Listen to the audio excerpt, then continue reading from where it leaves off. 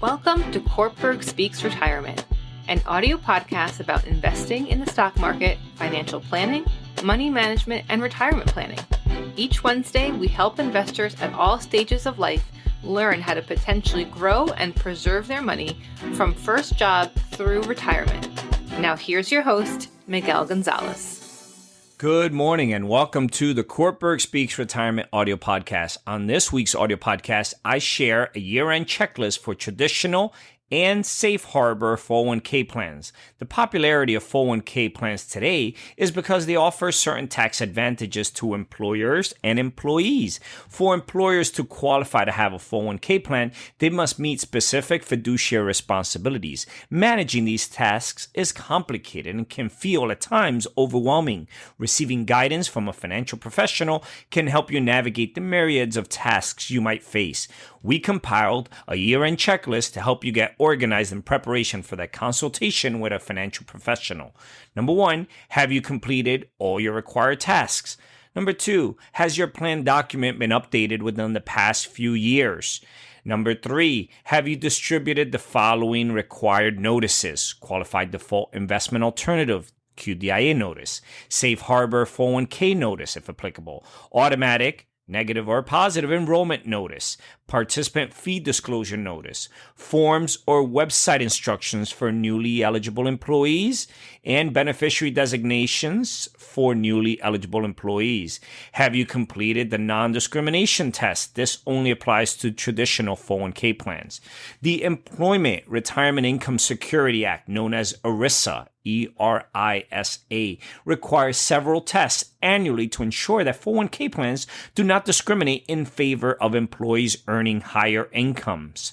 The tests get broken up between non-highly compensated employees, known as NHCEs, and highly compensated employees, known as HCEs. To be considered a highly compensated employee, you need to 1. Own more than 5% of interest in the business at any time during the year or the preceding year without regards to the amount of compensation earned or received, or being in the top 20% of employees when ranked by compensation, or for the preceding year receive compensation from the business of more than $135,000. That was the number for 2022.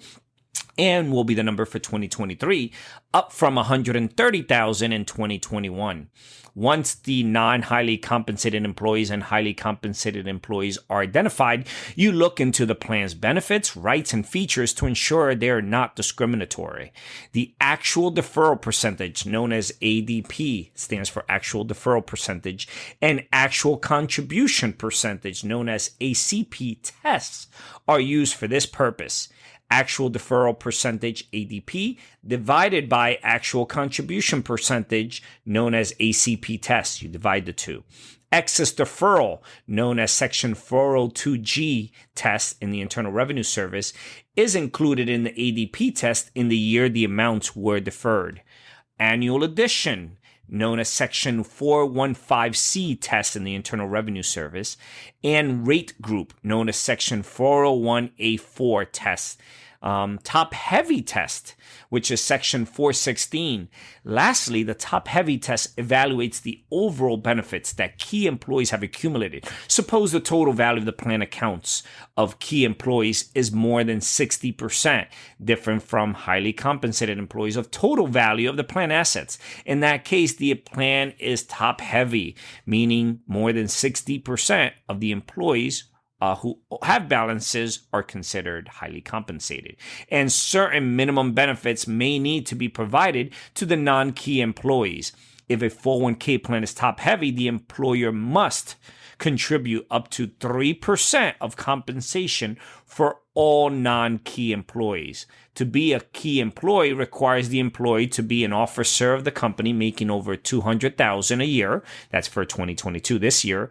Be a 5% owner of the business or an employee owning more than 1% of the business and making over $150,000 for the planned year. A non-key employee is everything else that is not those 3 points that I just gave you. Are you up to date on contributions, distributions, deposits, and refunds to correct failed ADP and ACP tests? question you want to ask yourself definitely before the end of the year as a business owner and fiduciary of a retirement plan.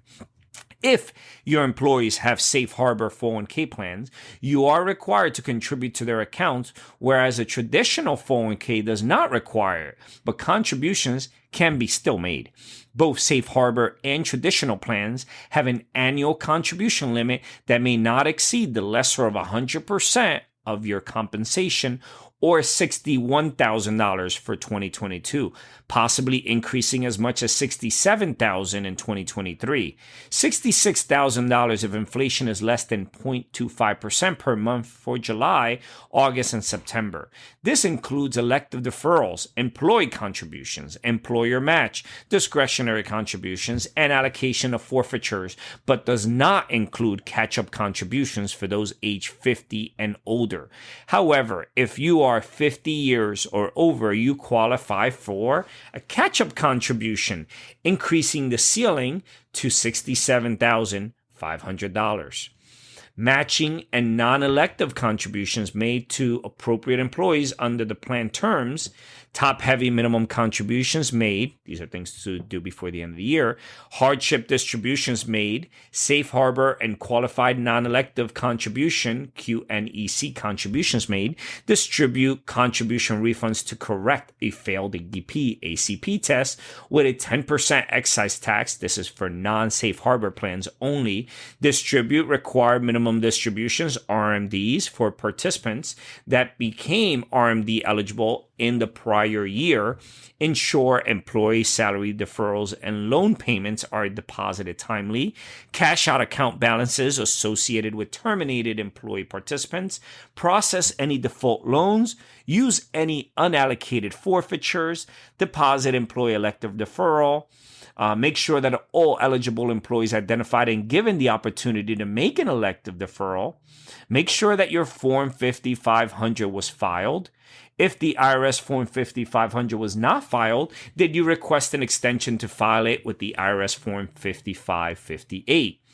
Have you taken the steps to seek guidance from a financial professional? As you can see, there is a lot involved with the year-end 401k planning if you're an employer. Reason that I am always very busy at the end of the year is because these are a lot of tasks that employers have to keep in mind at the end of the year. Still, with the help of an experienced financial professional, you can create a strategy to manage some of the potential challenges that come up with the completing of the necessary fiduciary responsibilities. Also, make sure to visit our website, www.cortburgretirement.com. Our site is filled with educational videos, ebooks, publications, and financial calculators designed to help you learn more about your finances.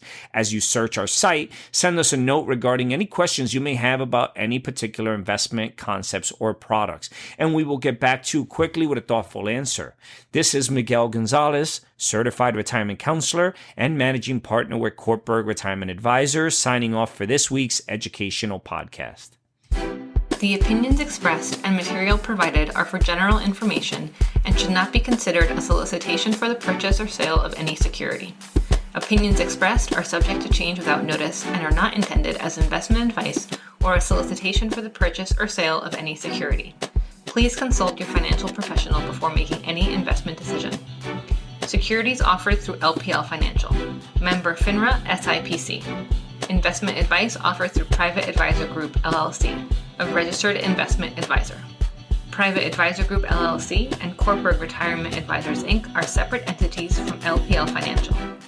Investing involves risk, including possible loss of principal.